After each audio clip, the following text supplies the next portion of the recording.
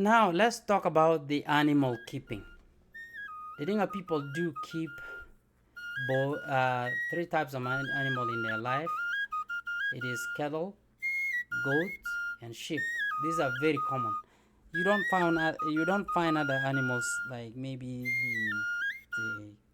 the horses or the donkeys. They are not very common in Dinga land, but I can see nowadays they're slowly coming in. The type of cattle the Dinga keep are normally not the kind of one particular breed. If you go to the Dinga land, you'll find somebody owns all kinds of breeds. Some with a variety of colors, could be white, red, black spots, like that, all kept together.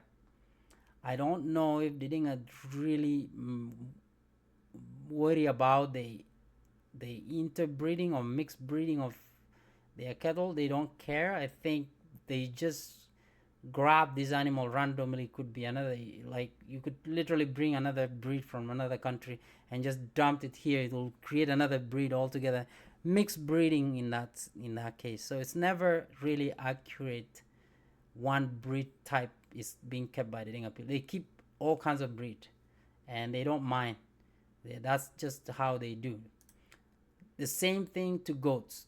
They have goats mixed together with with with sheep.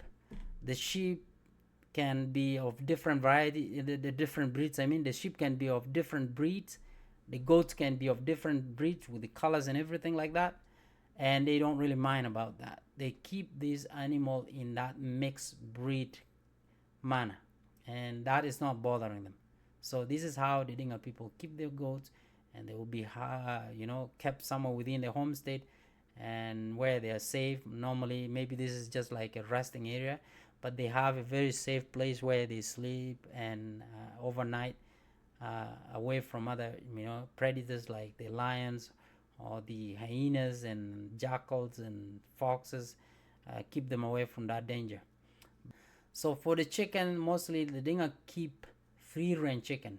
Chickens are not, you know, enclosed like the way in the modern society where people have a large number of chicken for commercial purposes. But here, no. Typical home for the Dinga people will keep chicken in a free range form. Not too many, or not too few. Maybe somebody, you find somebody have maybe 2 to 50.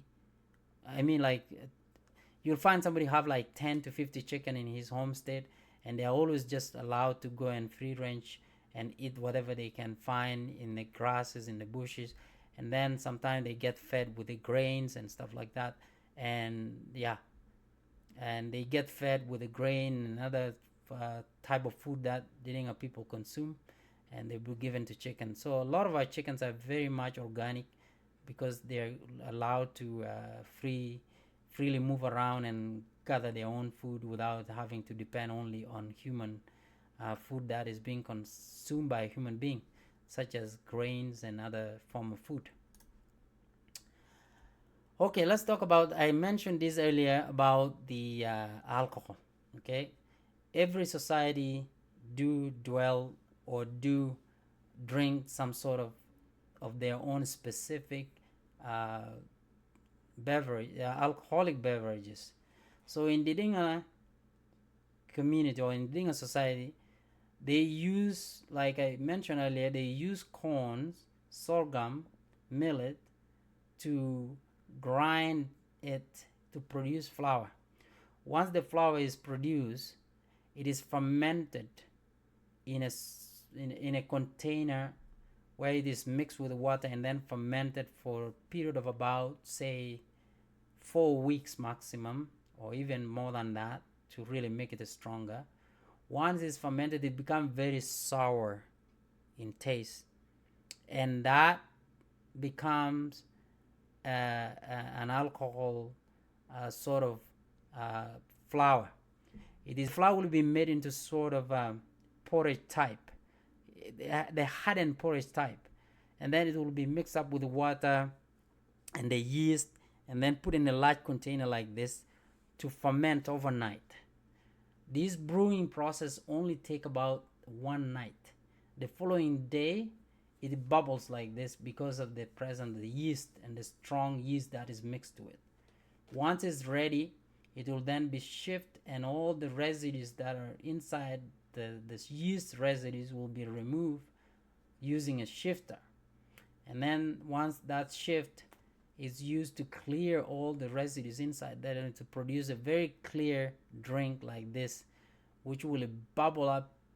I have consumed this myself. Very nutritious. It's not as the same as the one that is being produced in the factories. This stuff is very good. It's good for you. It doesn't have any effects. It's not the strongest alcohol that can kill anybody. It doesn't have any side effects. It's just like you're drinking or taking a porridge, and it's healthy for you. It doesn't have a lot of bad side effects.